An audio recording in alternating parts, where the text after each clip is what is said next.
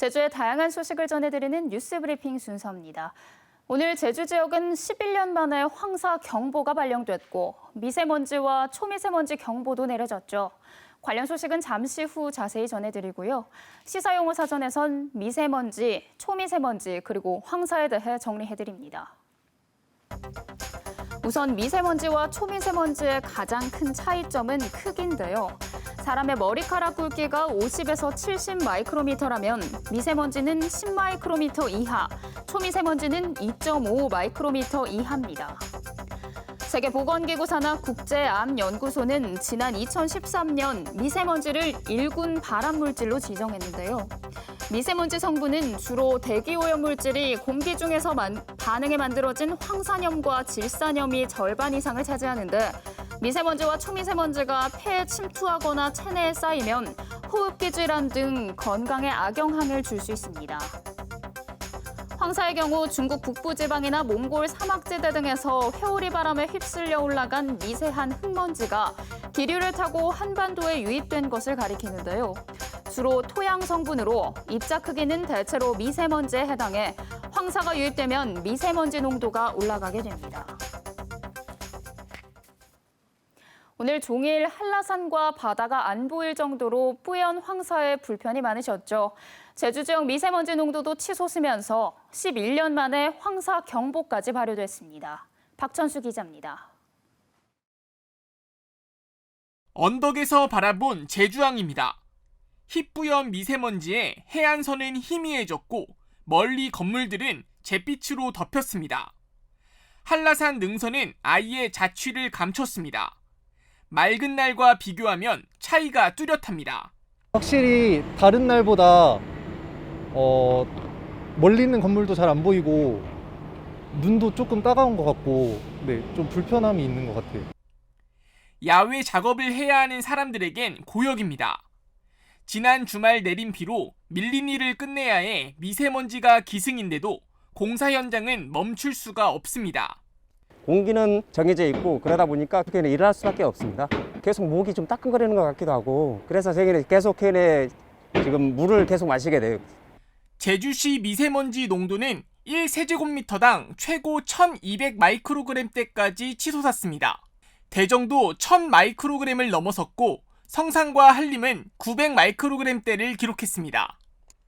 기상청은 미세먼지 경보와 초미세먼지 경보를 내린 데 이어 제주 전역에 황사경보까지 발효했습니다. 미세먼지 농도가 치솟으며 황사경보까지 내려졌는데요. 제주 지역에 황사경보가 내려진 건 2010년 11월 이후 11년 만입니다. 제주 지역에 형성된 고기압에 바람이 거의 불지 않아 황사가 정체된 것으로 분석됩니다. 제주도에 영향을 주는 황사는 내일부터는 농도가 점차 옅어지겠으나 한반도 주변 기압계의 흐름에 따라서 이후에도 약하게 이어질 가능성이 있습니다. 제주에서는 내일 올해 처음으로 미세먼지 비상저감 조치가 시행되면서 아침 6시부터 밤 9시까지 5등급 차량 3만여 대의 운행이 전면 중단됩니다. KBS 뉴스 박천수입니다. 이어서 지난주 화제가 된 KBS 뉴스 살펴보겠습니다. 지난 22일 KBS는 제주에서 수백억 원대 수입차 사기 사건이 발생해 경찰이 수사에 나섰다는 기사를 전해드렸는데요. 피해자는 평소 알고 지내던 지인으로부터 2천만 원을 벌게 해주겠다는 제안을 받고 본인 명의로 수입차를 할부 구매했습니다. 할부 금액은 지인의 윗선인 무역회사 대표가 내고 피해자 명의의 수입차는 해외로 수출해 수출 차액 중 일부분을 피해자가 받기로 한 건데요. 하지만 차는 해외로 수출되지 않았고 할부 금액과 각종 과태료가 피해자에게 청구됐습니다. 이 같은 피해자가 제주에서만 120여 명, 피해 금액은 250억 원에 달한다고 기사에서 전했습니다. 피해자들은 경찰에 2차 피해를 막아달라며 빠른 수사를 촉구하고 있는데요. 이 기사는 인터넷 포털 사이트에서 8만 건 넘는 조회수를 기록했고 400개 가까운 댓글이 달렸습니다. 누리꾼들은 피해 규모가 큰 만큼 사기 행각을 벌인 일당을 모두 붙잡아 엄벌해야 한다고 목소리를 높이는가 하면 세상에 공짜는 없다면서 피해자들도 좀 더 주의했어야 한다며 안타까운 심정을 전하기도 했습니다. 제주 지역에서 오늘 보도한 뉴스 가운데 주목할 만한 기사를 소개해드리는 뉴스픽 이어갑니다. 오늘 저희가 살펴본 기사는 제주일보 김두영 기자의 내일 아니 업무 떠넘기기 급급입니다.